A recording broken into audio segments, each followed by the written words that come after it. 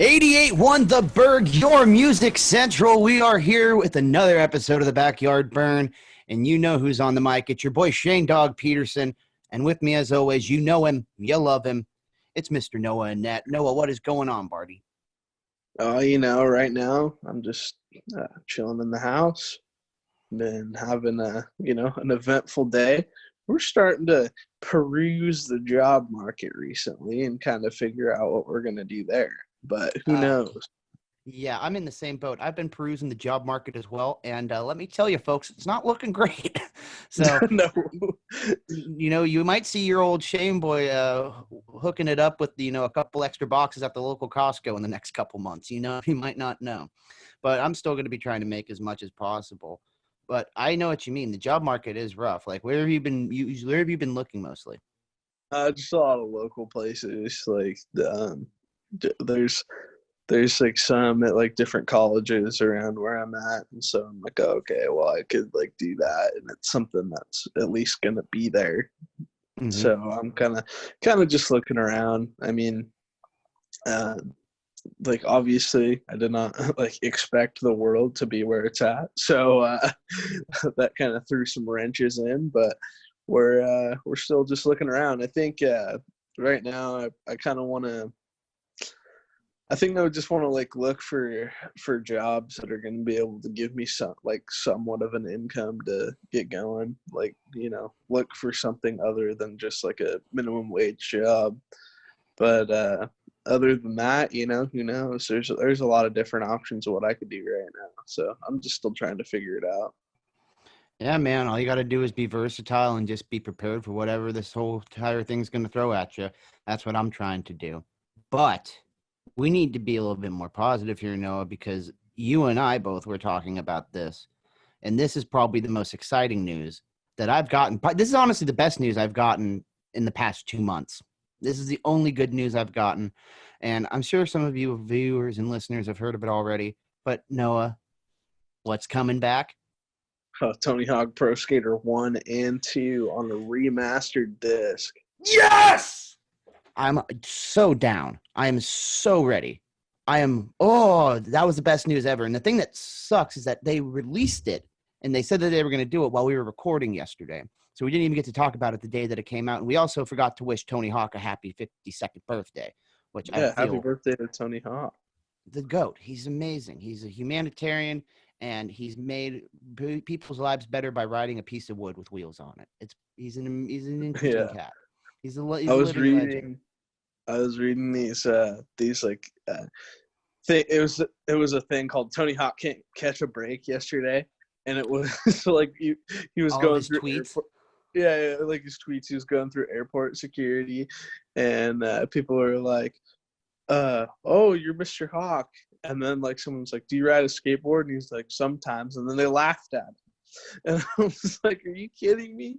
You're going to laugh at him? He's like one of the best skateboarders around. Well, no, the thing is that some of them, like a lot of his cases are people that just are like, they don't know if it's him or not because he's a skateboarder.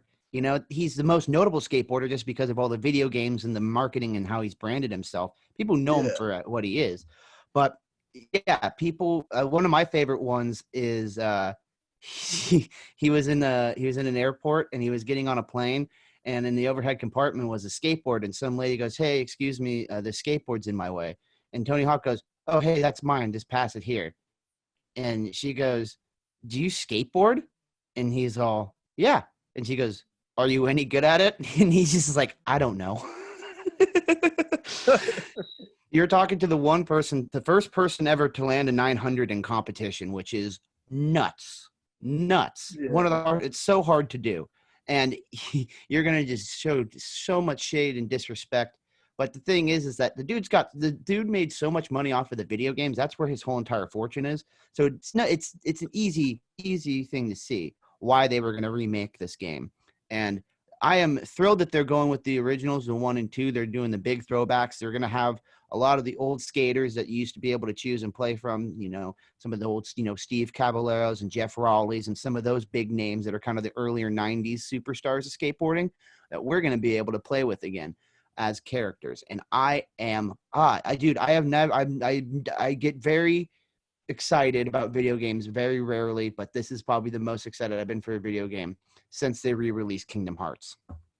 Yeah, there's been a lot of really good re-releases. I've been pretty impressed with that. I'm still waiting on some Star Wars games to get re-released because I'm a nerd like that. But I'm really excited to play some Tony Hawk Pro Skater 1 and 2 again. I mean, it's definitely my childhood.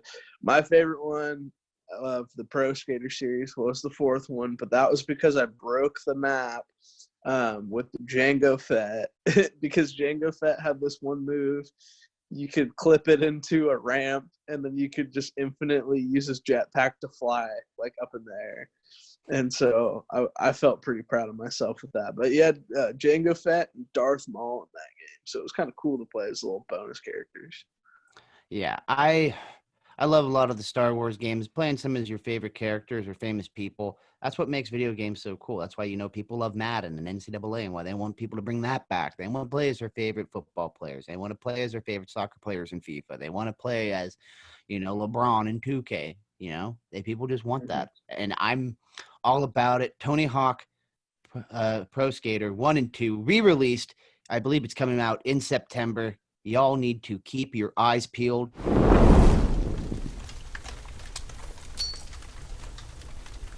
88 won the Berg, your music central. We are still in the backyard burn. Shane Peterson, Noah Annette.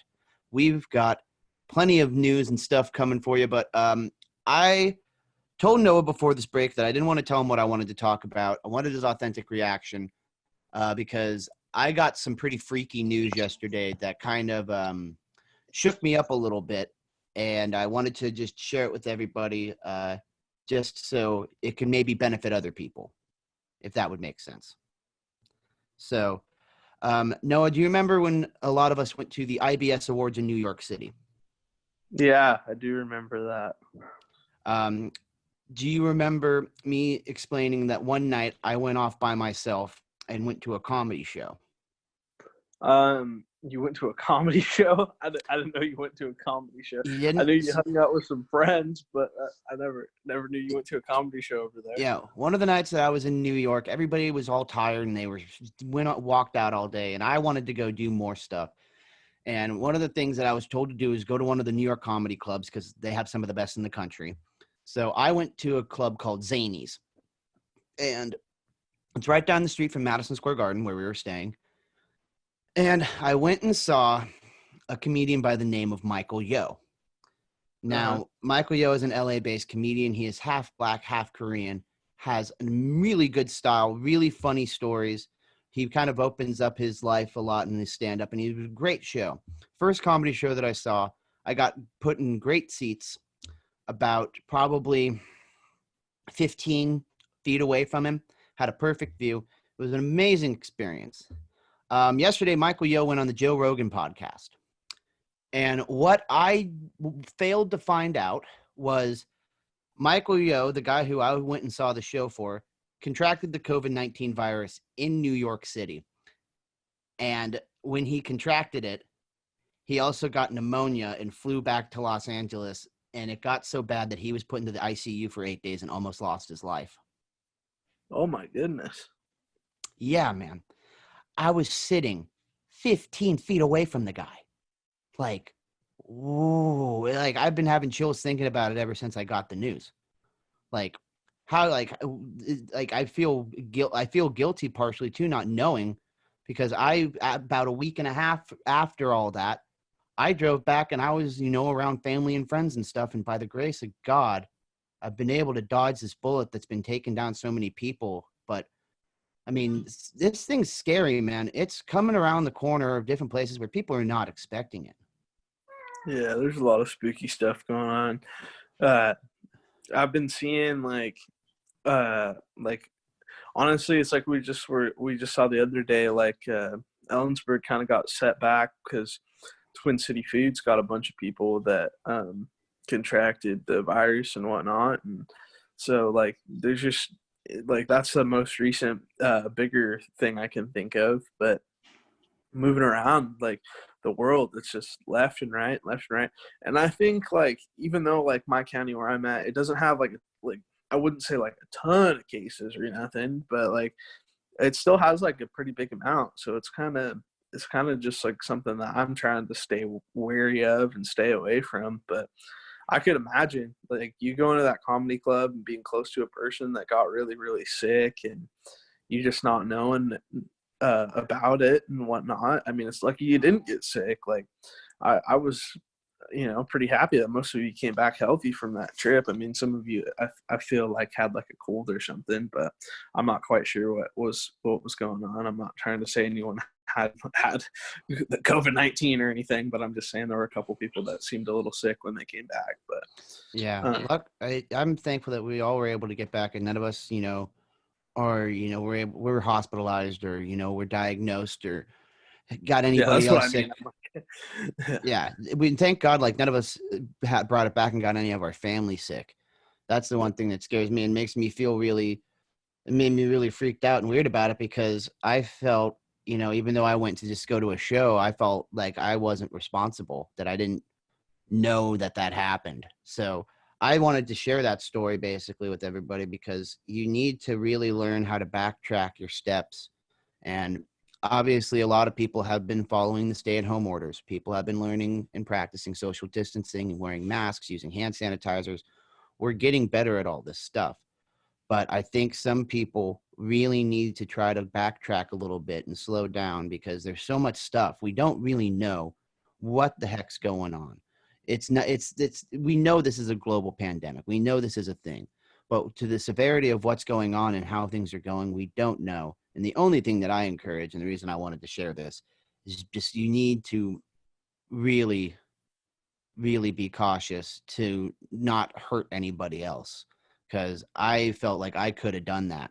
And it's ever since I got the news, it's been bugging me out a little bit. But I needed to share that and let everybody know that when we're in this time, like some of us were at shows, some of us were, in big groups and crowds. Some people that I know were at festivals right before this whole thing shut down. You really need to try to backtrack and really make sure that you're doing everything you can to be safe, because people are going crazy. People are going mad inside their home. Domestic violence is up. Their hospitals are overflowing with people in certain areas, not all areas. It's just, there's a lot going on. So please just be safe, everybody. That's all that we ask.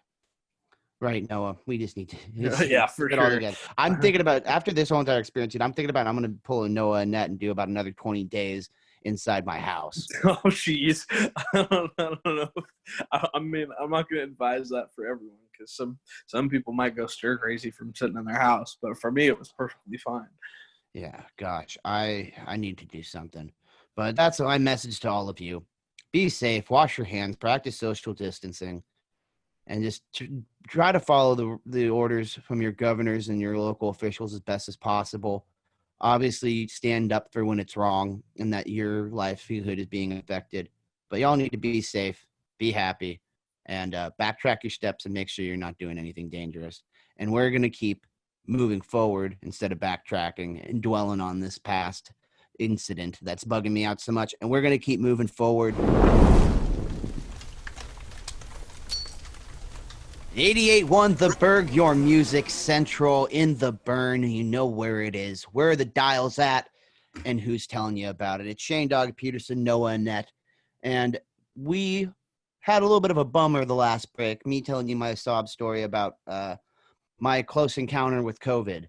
But I do want to bring it up to a more positive note, because Noah, this next story is way too good. And I want to explain this to our listeners first, because I explained it to you.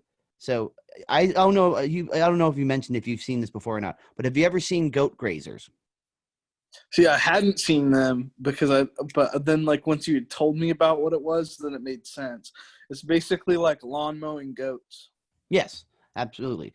There's this, it came from somebody, but basically the idea is if you have a giant goat farm and you raise goats, why, buy food for them? Why not go take them out to giant pastures in like really expensive neighborhoods, like on the side of hills and stuff, where the goats can just eat all the grass, all the weeds, and just make it barren dry. My dad has used them before in the past, and they're very popular in California. So this came out today, which is absolutely hilarious. Yesterday, pure chaos ran rampant in San Jose, California, when over 200 goats broke their enclosure and broke into a suburban neighborhood. We have the clip right here. We'll be able to explain a little bit more to you. But Noah, looking at how many heads of goats there are, I would say there's over 200. Yeah, easily. And I just think that it is, just the worst situation right there. They're just kind of now terrorizing this neighborhood. I would say they're a pack of grass-killing goats, and they're just leaving pellets everywhere. Yeah, they're using this public streets of this neighborhood as a restroom as they're ramping through. The thing that's awesome is that you just see all these people standing out by their cars with their phones, and they're like trying to shoo away goats as they eat their flowers. Just imagine, this is a nice upscale neighborhood. Like some of those houses are probably, those are up there. This is probably $800,000 homes. Those are really nice homes. And all these goats are coming in and just absolutely destroying the landscape and just using everything. Imagine you're minding your own business in quarantine and you see that. Look at that. He's eating the flowers. Got a big old mouthful of your petunias. And what are you going to do? You can't really do nothing because goats are tough. I know. I've had 2 goats myself. And they don't care. They're just little mean suckers. So, 200 goats run rampant. Could you think of anything worse happening? Yeah. I don't necessarily know if it's worse, but we have some elk up here, and they like to terrorize the neighborhood. They destroy mailboxes and fences and whatnot, and they just kind of act like they own the place. And you're talking about this might be their native land, but it's not. It's across the highway, but they decided to go live in this guy. His name's Lipsy. Live in his farm, and he has this potato farm thing.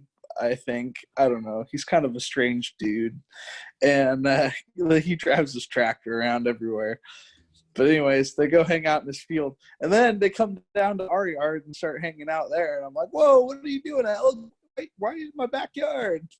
Dude, I would be hyped if I had elk in my backyard. I'd let them terrorize stuff up. I'd be like, be free, young buck. Do your thing. I think elk are some of the coolest animals ever, and they taste good. You always got to remember that too.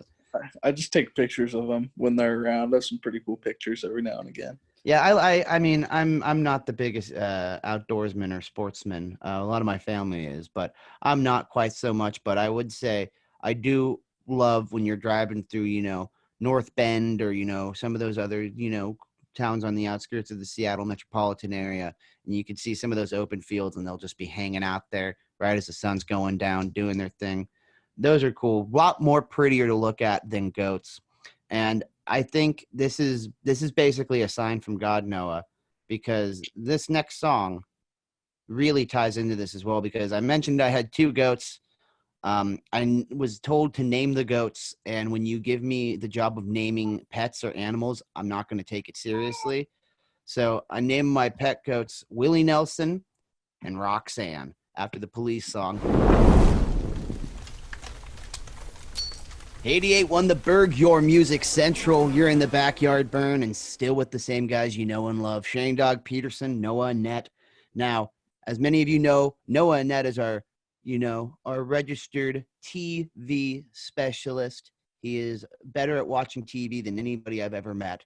And we're going to have you, Noah, tell us, because you watched the last episode of The Last Dance. Yeah, I watched the last 2 episodes. They're pretty good. First one was about Michael Jordan going to baseball, and they kind of tied it into because Michael Jordan's dad died right around when he went to baseball. So that was sort of like the whole first episode. And it was really sad, but it was also, he was saying he was already talking about retiring with his dad before everything else. And so kind of gave that into some perspective, and they were kind of the 2 people that knew he was going to retire.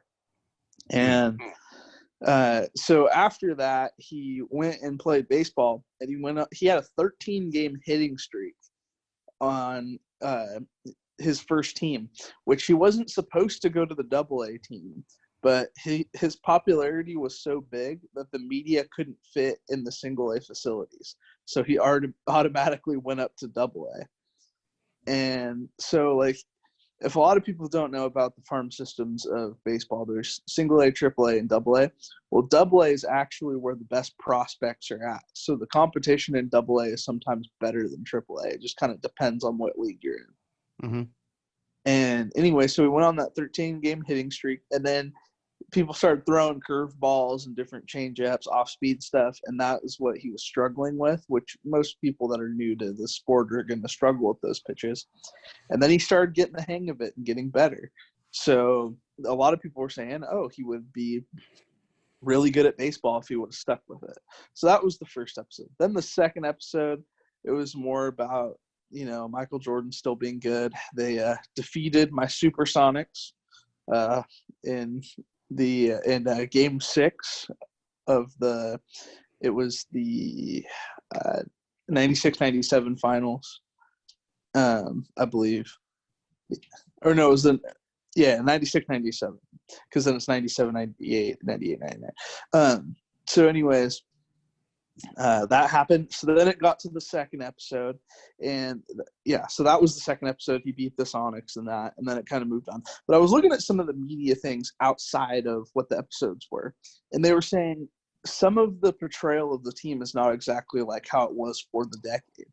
A lot of teams completely hated the Bulls, and part of it was because they were complainers on the court, and if they didn't get their way, they were going to always be arguing with the referees and things like that. And they were known as the pretty boy team. So that was sort of like the whole outlook. So me and you were talking about, and we were kind of coming up with some of the teams we think are like the pretty boy teams and always are arguing for their way, or some throughout history that we thought about. Well, I think of one franchise in particular when I think of whiny brats, and that's the Los Angeles Lakers. I hate the Lakers franchise with every being inside my whole entire body. Rest in peace, Kobe. You know, the Mamba, he's a goat. But being a Sacramento Kings fan, you've taken away the only glimpse of hope that we've ever had of winning an NBA championship off of a bad call that you paid the refs. We know you did. Don't hide it. Oh my goodness. The Lakers, I think Lakers is a pretty boy franchise. Usually they always get a lot of players that come in to kind of fancy it up. I also think, you know, the Dallas Cowboys is also a pretty boy kind of club as well. They're a big ball club that a lot of people show up to, and they're like, oh, I'm on America's team. I hate that. You're not America's team. You're stupid. That's what I think. But I think on the contrary to pretty boy teams, I will say the most anti-pretty boy team, which is probably some of my favorite, teams to watch, even though I'm not a fan of them. The John Madden era of the Oakland Raiders was a total annihilation against the idea of being a pretty boy and playing ball. Yeah, I like teams like that. I would say the most flashy team I've seen in recent history has been the Golden State Warriors. Cannot stand that. I hate them. I think that it's not – I think if they – like individually, each person except for probably Draymond Green, I can deal with. Like I feel like they're like decent people. I think Draymond Green's really full of himself. This is my personal opinion. I'm not – like that's just a Noah thought. Like a lot of people don't like him, but like for me – he always goes at Charles Barkley, and Charles Barkley was eons better basketball player than him. So he just needs to stop. Like, yeah, he will not ever be good as him. So quit smack talking Charles Barkley. He's my guy, Like, and people didn't like Charles Barkley when he played. So like, just cool off Charles Barkley. Gets enough hate as it is. Okay, anyway, I wanted to ask you this question, Noah. Singular. Who is the biggest pretty boy in all of sports? It could be fighting. It could be soccer. It could be football. Who's the biggest pretty boy in all of sports? Probably tied right now. I think Brady's one of them. I think that just kind of his arrogance, but his drive for the game is so like amazing. Like, I'm not a Patriots fan by any means, but I respect his drive for the game. I think he's just the one that first comes to mind. I think once again, Steph Curry's kind of becoming that now. He's becoming one of those. And in basketball, I think I got football, basketball, and then I can't think of. I mean, for soccer, like European, probably like Ronaldo. I think of him as that. That was my answer, is Cristiano Ronaldo. Yeah, Yeah. Cristiano Ronaldo is by far ultimate pretty boy in all of sports in history. But I would also say another pretty boy, not so much a pretty boy, but had the swagger, Deion Sanders, Neon Deion, that prime time. That's my favorite athlete of all time, and he definitely probably falls under that as well too. Yeah, I think what's different about Deion and so in some ways was just like he also had like a lot of different trash talk to back it up too. Mm-hmm. So like I think him and Tom Brady are kind of like similar in that style, where like, you know, they just back up everything they say. Tis true. Tis true. If you can back it up, you can do it. Then, I mean, nobody can really say nothing. I believe if you can talk trash and then you go out and you follow through, then, I mean, you're not really talking trash. You're just confident. Yeah, that is true. Yes, absolutely. 88.1 The Berg, your music central. You're coming into the end of the backyard burn. The fire's getting low, and it's time to call in the dogs. And you've got your dogs right here, standing at attention. Shane Dog Peterson and Mr. Noah Annette. Noah, I always love sitting here and talking to you about all the random crazy stuff that's going on in this world. I know that your lifestyle right now is, you know, pretty lavish, that you're just kind of kicking back. But what do you have going on this week? I mean, tonight is so much TV. I don't know what to do. We got the 2-hour season finale of Survivor. Ooh. And that's gonna be what I'm watching. So then I'm gonna watch The Masked Singer tomorrow. So then I have it all figured out there. But I can tell you that I have a pretty good idea of who I think's gonna win Survivor, unless they get this one person out. Like they need to target one person, otherwise the whole thing's gonna be over. And I'm just gonna say, like, Tony's running the game right now, and basically, I don't see anyone beating Tony right now. That's all I'm gonna say. Nobody's taking down Tony. Tony's going straight till the end. He's like Tony the Tiger. Well, Tony's from like he's I think he's a police officer, and I think he's from like Brooklyn or somewhere around there. He's from New York. Oh, he's from New York? Yeah. Oh, he's a cop from Brooklyn. I got plenty of guys I know just like that. Yeah, that's Tony. Hey, Tony Baloney coming in hot, coming in here, taking everybody out here in Survivor. Well, he like fooled everyone because he's like he has this alliance, right? So like you have to peel off his minions in order to get to him, but he also has a hidden immunity idol. So like he's guaranteed another week of safety if he doesn't win the competition. So like, okay, well, Tony's kind of set right now. It just depends on who comes back into the game to kind of mess things up. Well, you know that they're going to throw the big twister in there to kind of twist and shake everything up a little bit. Well, they've already brought one person back into the game, and then they have the chance to bring another person back into the game now. But the thing is that all these people are people that have won the game before, so they don't trust anyone. So it's like it's really wonky. Like even when they're in an alliance, they're like not doing what they're saying they're going to do. So I don't even know. Well, Noah, I know that we're going to definitely be bringing that back up later in the future. You can give us all the updates on it. It's coming to the end of the show, dude. I'm having motor mouth. I can't say anything straight. It's been a long day, folks. I hope all of you have enjoyed listening here today.